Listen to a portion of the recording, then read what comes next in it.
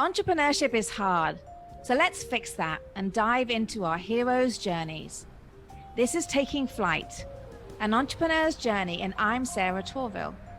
Join me as we delve deep into the passions, expertise, and experiences of those already in flight. This show is sponsored by EO Atlanta. Okay, and welcome everybody. Welcome to our listeners. Welcome to our viewers to another podcast of the Entrepreneur's Journey. I am very, very delighted with the guest I have on our show today.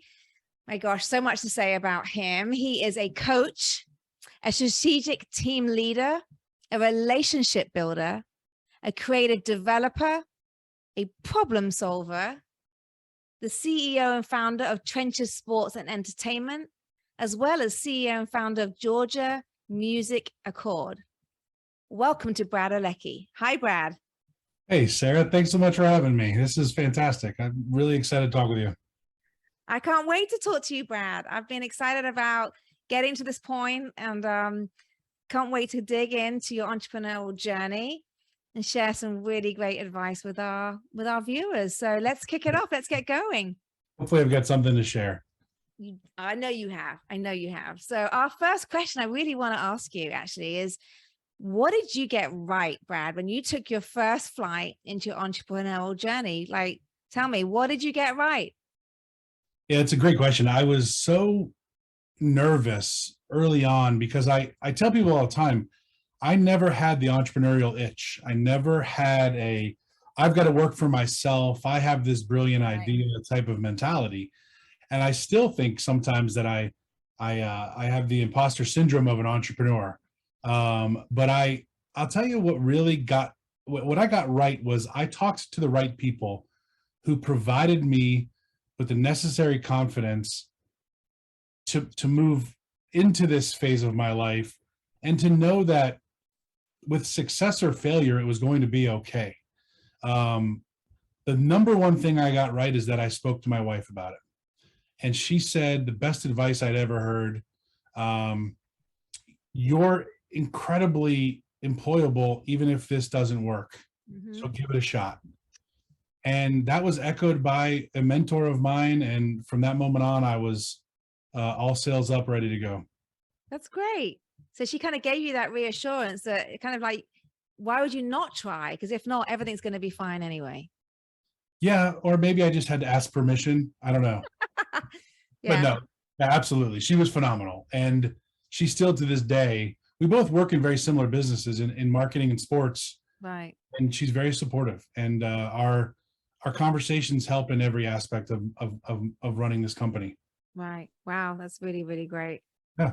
So that leads me so much to this whole, the conversation around our co-pilots. Like, so who are or were your co-pilots on this journey? Obviously, I'm assuming your wife, you said she's been very, very important. Talk to me about that and any other co-pilots you've had.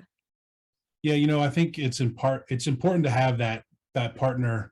My wife, Margaret Ann, has always been supportive, inquisitive, motivational, and that was key for me. But it's still, she doesn't know what it means to be an entrepreneur. Mm-hmm.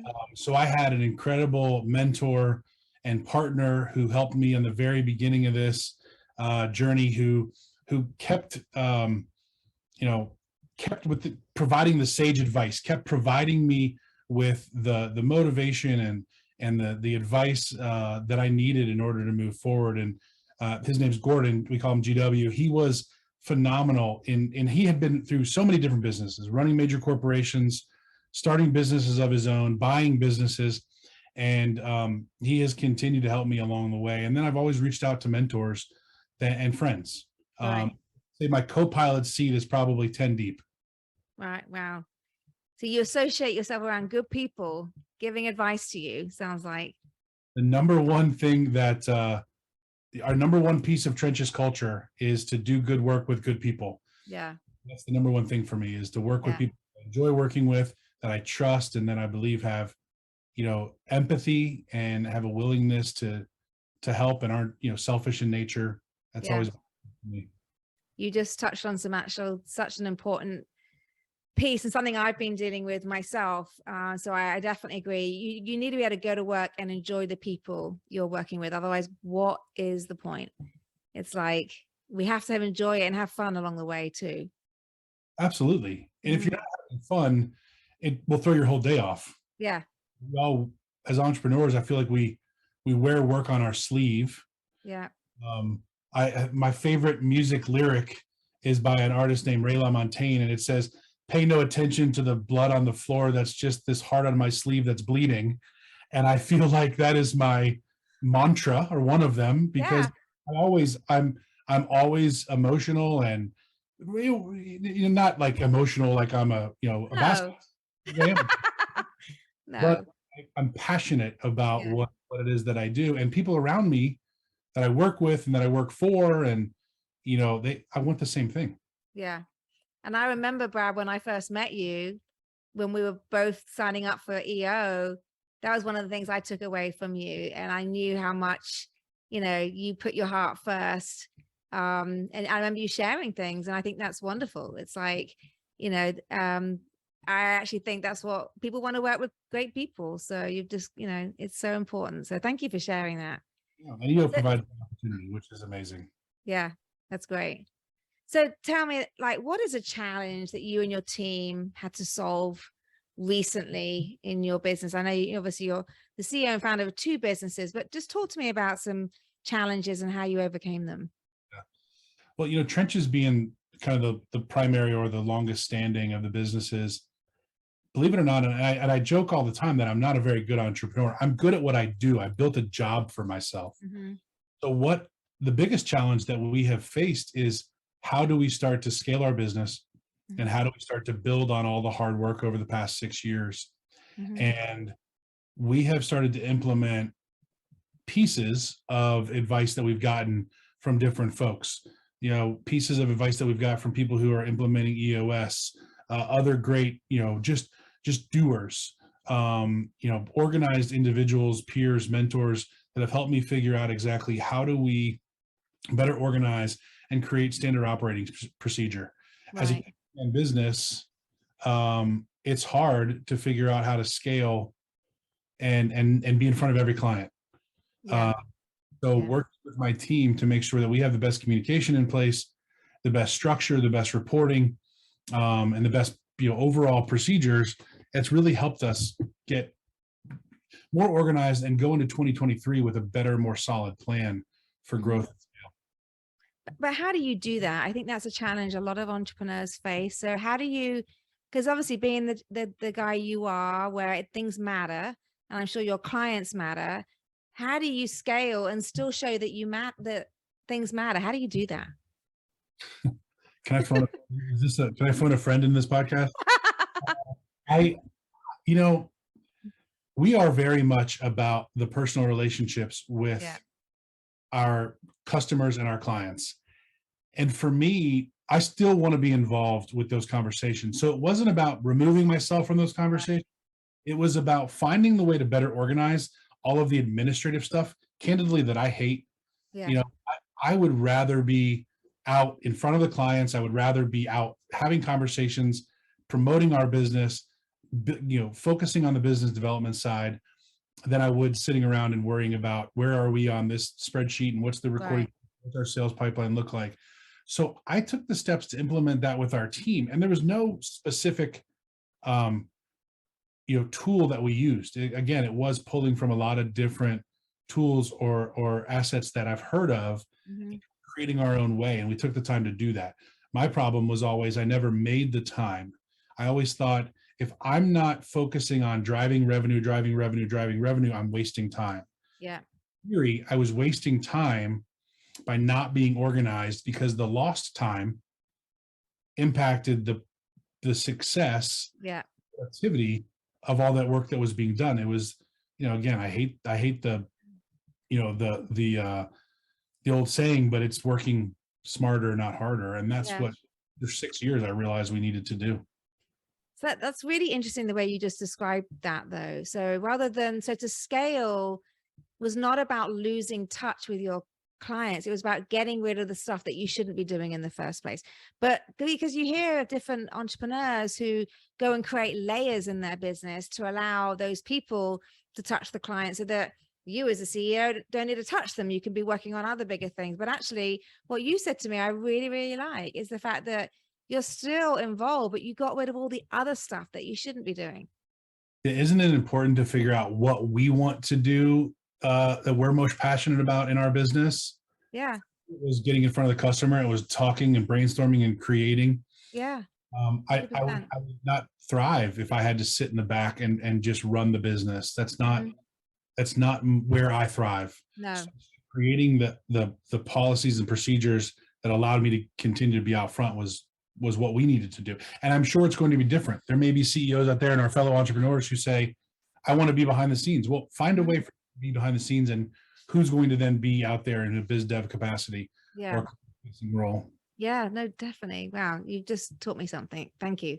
So EOS, you mentioned EOS. I just want to dig into that a little bit. So is that something you have implemented in your company? Have you done it yourself? Are you ready for 2023? What does that look like?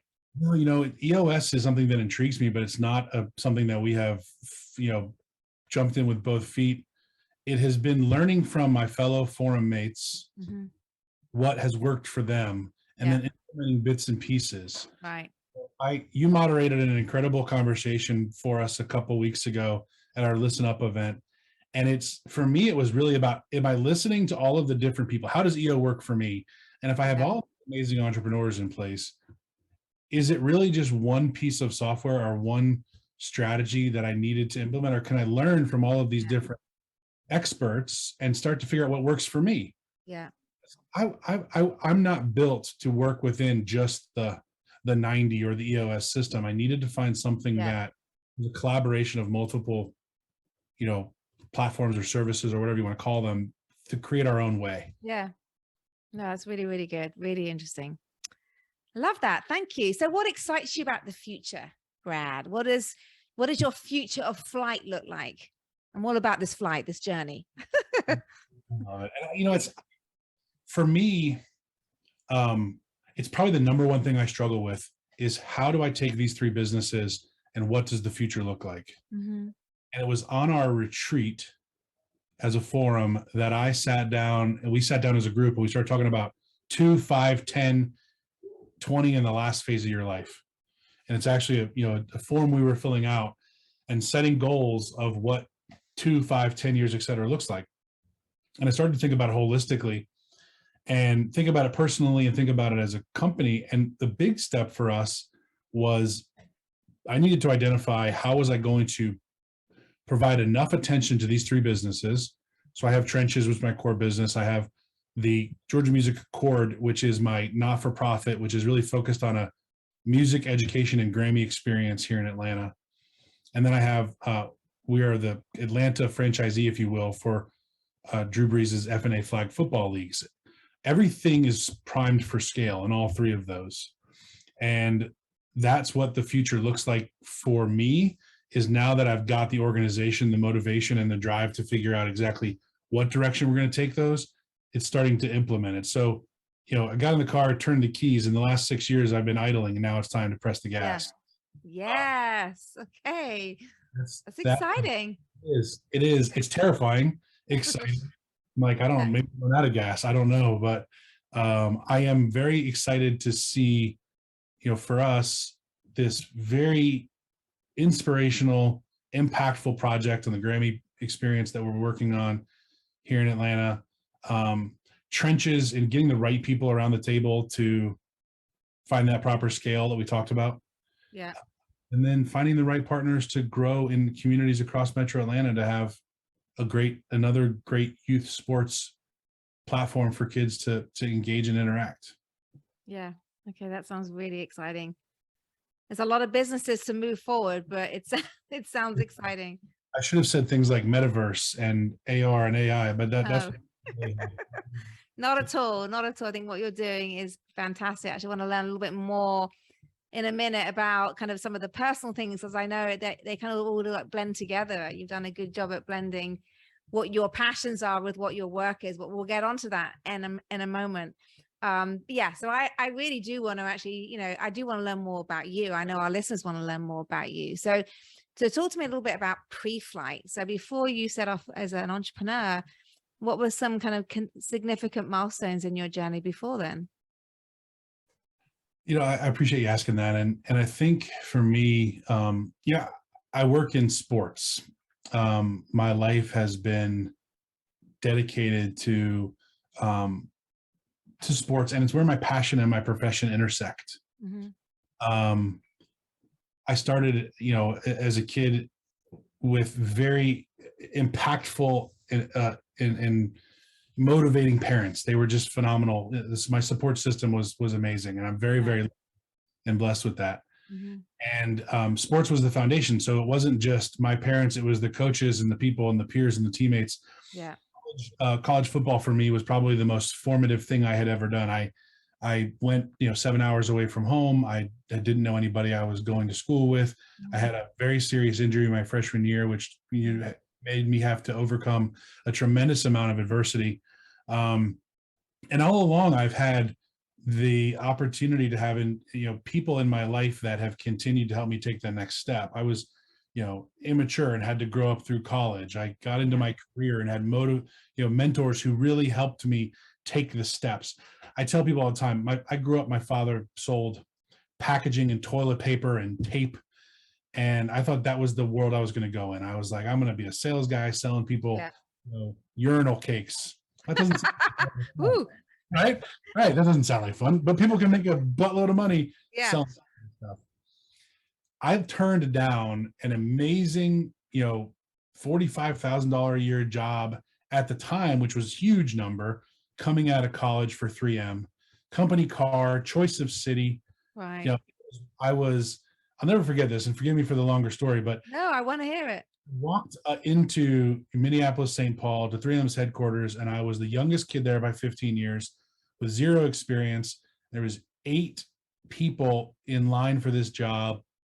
It was an all-day interview, 8 interviews, and a full lunch group interview. I was like, there's no way in hell I'm getting this job, but I'm going to give it my best. I ended up getting offered the job.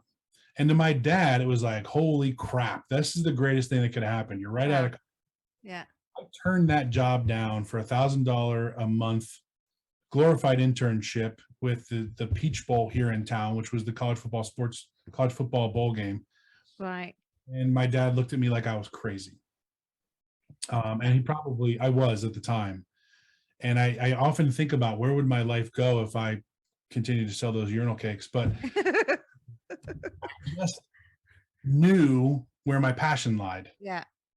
And everything I do in my life, whether it be business, philanthropic work, coaching my kids, parenting, being a husband to my wife, being a friend to my friends, is about passion. Like you really know, and you get all of me for whatever that's where, good and bad, mostly bad.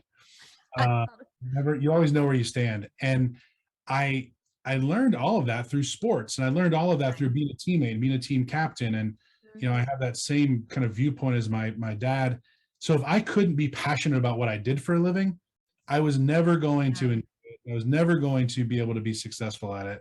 I probably could have made a hell of a lot more money selling those cakes than I do now. Yeah. Because I saw the guys that, my dad worked with, or him and who he worked for, and what he did. But I just loved it. So the adversity along the way, the passion has always been there. And that's what's helped me overcome, health issues that I faced that could have knocked me down, stumbling blocks in my career path. All of those things were picked up or overcome by this passion to being successful is one thing, but to do what you enjoy, it drives me. It's what motivates me. Yeah. Well, that means yourself too, Brad. And I think a lot of people, we learn a lot about ourselves when we become entrepreneurs. It sounds like you had a lot of foresight around you. You knew yourself very early on. You knew what your passions were. So I named the company Trenches because,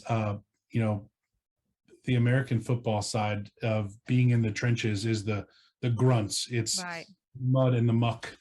And I I had a mentor, the second person who helped me on this journey when I did get it right at the beginning was an old sage entrepreneur himself who said, "You are the epitome of an entrepreneur because you are the offensive lineman. You are the one who doesn't care about the super being the superstar quarterback or the scoring the touchdowns. It was about doing the work and doing it the right way and working as part of a team." Mm-hmm. So for me, it was, he's like, "That's you. That's what you need to do." And then when a friend of mine came along and said, "You really should call this company Trenches because you're constantly in the trenches doing the work." I was like, "Man, that's it. I Yeah, got that it." is it. No, it definitely, it speaks to, and it speaks to who you are. You sounds like you're still doing that. You're talking to your customers in the trenches, helping them build great things. So Yeah, I love it. I that's love it. great. That's great. So Right now, tell me a little bit more about like what problem does your company solve? Like what impact? Maybe it's not even the company. Maybe you want to talk about the philanthropic side of what you do. I'd love to know like what impact you have made. well, it's I again, thank you for asking that because the biggest thing for me is that these businesses have all organically come from my love and my passion for doing deals and building impactful partnerships that somehow touch people's lives. We are not curing cancer. We are not doing anything that is life changing, but we are creating partnerships in the world of sports and music and entertainment that bring people joy.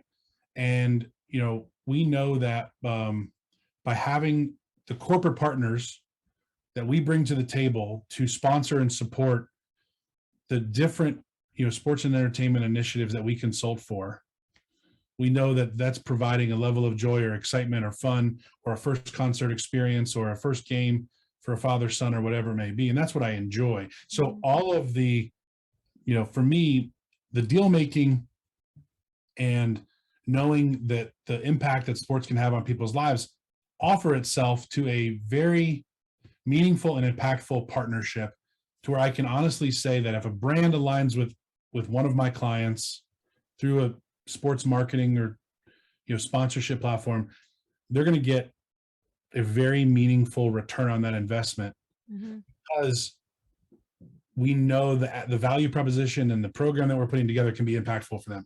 I know you work in marketing, and a big thing for us is sports and music are where passion and affinity lie. And if a brand can attach itself to that and the transference exists between those two entities coming together, me as a consumer moves farther down. We move farther down the buying funnel. Yeah. And then I agree. we become passionate and we become advocates. Yeah. Sport, and that's what I love about what we do. So Trenches was the whole core of Trenches is to help brands find those platforms to engage with consumers or fansumers, as we call them. Right.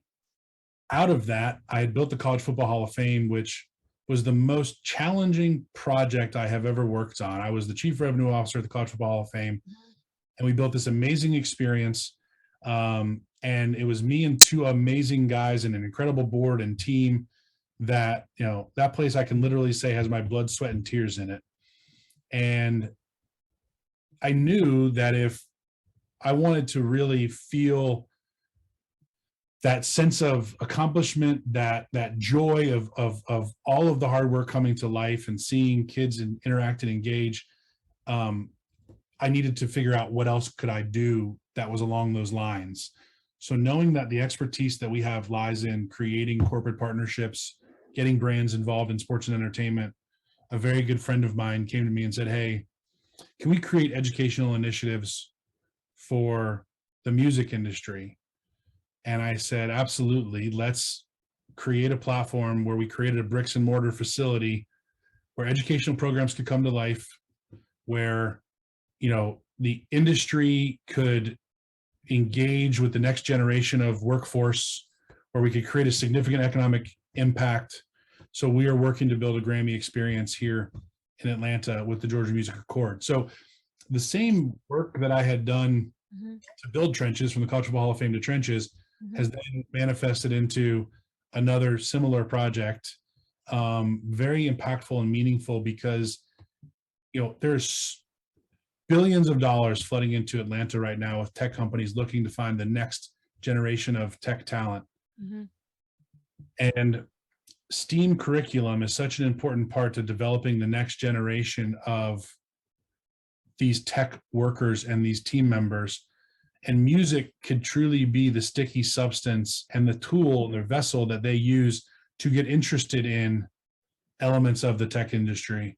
The STEAM curriculum allows us to, create programs, get into the community to ultimately develop that next generation, all while celebrating Atlanta's vast music heritage and the incredible impact that we have from both the entire state and the impact Atlanta has in the music scene globally right now. So all of those things lend itself to those two working so well together. Yeah. The third one was a total, I guess, out of necessity comes, stupid hard work. During the pandemic, the kids didn't have a place to, flag football leagues and different sports leagues were not reopening. So we created and partnered with the Football in America group to bring the flag football franchise to Atlanta. And it's probably what I enjoy most, only because you see kids having such an amazing time. Yeah. Learning the game that I love. It goes all the way back to what made me. Yeah. And so anyway, That's great. It's going full circle and continuing. Yeah, you've done a great job of being instrumenting. That's the right word. Being instrumental in making all those things happen that you love, and then being able to blend it together.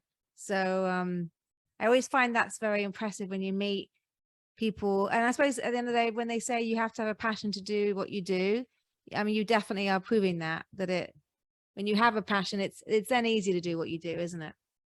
It's passion, or is it ignorance? I don't know. But we all question that now and again with our own selves. You know what I love, and the funny thing is, I get to meet a bunch of other lunatics through EO that I know have the same passion for what they're good at that I do, and yeah, we have the support system that help us all get through it. Yeah, that's really true. I definitely agree with you. So I have a really great introspection question here. I love to ask this question. Brad, here we go. If you were to do this all again, would you do it all over again? What day is it? Yes. The simple answer is yes. Would I do a couple of things differently? Yes. Hindsight's 2020, but I don't know if I could ever go back. Yeah. And for me, my family is so very instrumental to my sanity, believe it or not, my success, my motivation, my happiness, the time that I have been able to spend with them because of these businesses, and being able to structure my schedule, and being able to have some of the flexibility that we have while still working our tails off. Yeah. Successful. All of those things can't be found elsewhere. And even though I'm still a bad entrepreneur, I wouldn't I wouldn't go back and do it any other way. Yeah, I love that. I haven't heard one person yet say that they wouldn't do that. Like you say, you might have done things different, but you would have still done it. I think we're wired that way. And again, knowing that I didn't have the itch. Yeah. A lot of entrepreneurs you meet aren't, they don't mind risk. I didn't jump in. I bootstrapped this thing. I didn't want to owe somebody a bunch of money. I didn't want to, but even then I still think, wow, maybe that itch grows over time, that you never fully scratch it. It starts. Yeah. Itches that you then have to expand and do other things. And one business turned into three, and ask me about the future again, because God knows what that's going to. And it also gives you the flexibility, like you say, with your family and the children. And some people think I can't be an entrepreneur because, I'm going to be working all the time. I won't see my kids. I feel like that's the opposite. I Yeah. feel like, I know speaking from my own, I have 2 daughters. It's like I've been in their lives a lot because I have been able to work around their schedule whenever I wanted. Right. And I think corporate life, and not to say it's a bad life, but sometimes that flexibility isn't there so much. And isn't it important to make sure that we fill as many buckets as possible? I mean, Yes. may not have kids, some people may not have No, but whatever that bucket is. Yeah. Yeah. have to be able to find time to travel or Yeah. to work out, which I haven't filled that bucket yet. I haven't No. figured it out. I mean, I just think that you have to find that balance. Yeah. Being an entrepreneur, while sometimes we're off kilter, you still know your why. You still Yeah. work towards that balance. Yeah. No, I agree with you. Really good.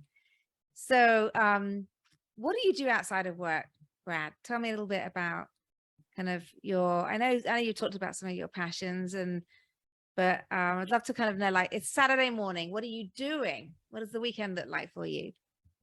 Saturday and Sunday mornings, we are usually running around like chickens with our head cut off, making sure that kids are fed, that baseball bags are filled, and that we're off to the next game. Right. We 2 boys Okay. who 8 and 9 or 8 and 10, and we think about sometimes, do we overprogram them? But we just love, our kids love being out with their friends, being on the go, and Mhm. we're not built to sit around and have lazy weekends. The things that I love doing are being out, coaching my kids. Mhm. Or I really love working with other kids and families and people, being part of a team. If it wasn't for our baseball family, we wouldn't have survived the pandemic as a family, just because they were so impactful in those early days of us being together outside and cutting through some of the craziness that we all dealt with. But Yeah. I think ultimately for us, regardless of that, our passion, my wife and I both being college athletes and both working in the business, and it's what we truly enjoy. Mhm. My wife and I need more date nights. um but even being with my friends, those friends come from the circles that are Yeah. driven by where our kids are hanging out, or what sports team they're playing on. So Yeah. I've got a crazy bourbon collection that I love sharing. We're getting into wine, so the next one of these will have to be in person Yeah. around the bar, Sarah. Yeah. 100%. I mean, yeah. Cut- I'm all about these wine trips and wine tours, and I just spoke to somebody earlier on a podcast who does a podcast, and it's called Drink Whilst You Think.